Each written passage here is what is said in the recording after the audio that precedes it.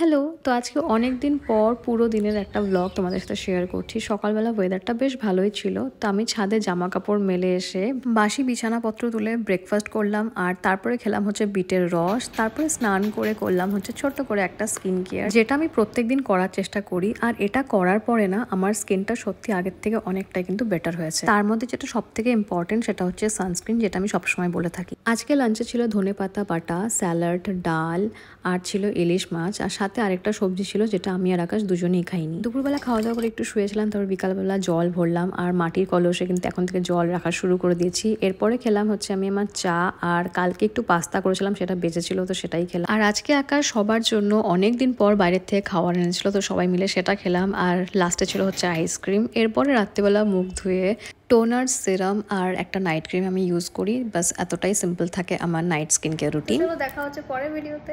Tata.